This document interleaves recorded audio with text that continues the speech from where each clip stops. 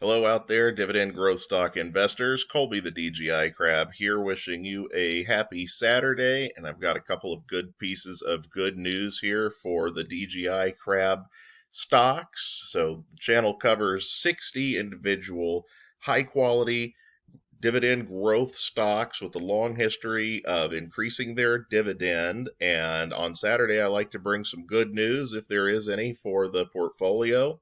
And I've got two items here that I think should be exciting to shareholders here. The first is that we've got a dividend increase from Cummins, stock ticker CMI. Cummins has announced it will increase its dividend on the 5th of September to $1.82, which is 8.3% higher than last year's payment from the same period of $1.68.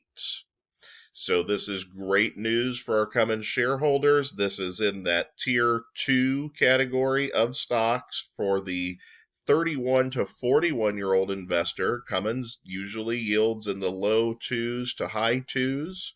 And what we want in that tier is stocks that yield in that 2 to 3% range at least and have dividend increases in the high single digits. So 8.3% definitely falls in line with that. So Cummins doing exactly what we want the stocks in that particular tier to do.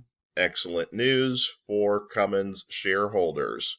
And then we have big news from Broadcom, which has been arguably the hottest stock in the tier 1 group for 18 to 30-year-old investors.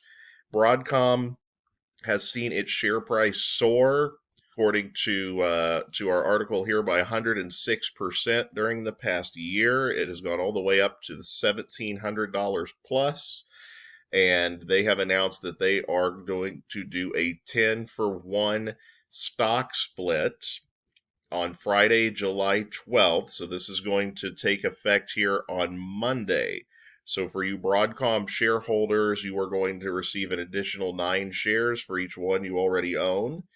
So if you had, let's say, 1 share of Broadcom exactly, and it's worth 1,700 something, it's going to now be 10 shares of Broadcom that you have valued at 170 something, wherever it ended up leading off. So this is big news. Usually, not always, but there's usually a bit of a run up on stocks when they perform a stock split this big.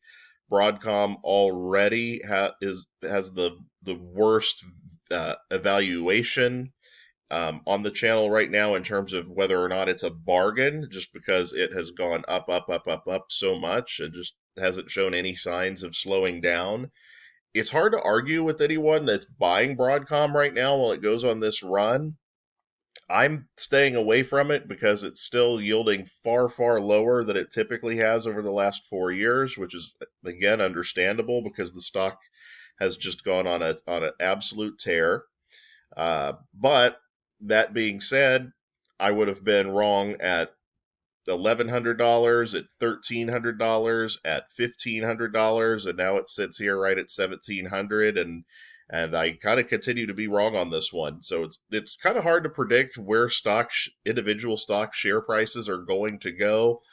Broadcom is just one of the hottest stocks on the entire stock market over the last year. And big congratulations to shareholders. When stocks get to the point where they're valued that high individually, I think a split is a great idea. Broadcom was definitely due for one. 10-for-1 split seems about right. This also means that the dividend that they pay is going to be 10% less, or just 10% of what the current annual payout is. But that's not a cut, so don't anyone worry about that. Just means that the share prices, now 10% less because there's a lot more. So just real quick to recap here. So on Monday, if you had 1 share exactly of Broadcom, you'll now have 10 shares of Broadcom, but they'll be valued at $170 a share instead of $1,700. And on the dividend side, The annual payout of $21 per share will now be $2.10 per share. So once again, it's not a cut. It's just they're shifting the zero over a place, and again, this is good news. I wouldn't be surprised if the share price continues to go up, because it does tend to happen after a stock split. There's a lot of the time, not always, but a lot of the time, there's an additional run up on the stock when that happens. So those are the two pieces of good news for the portfolio here. DGI Crab Channel tries to make dividend growth investing simplified by focusing in on a smaller amount of stocks. We have 60 in total here on the channel, and they're broken into 4 different groups based on your age.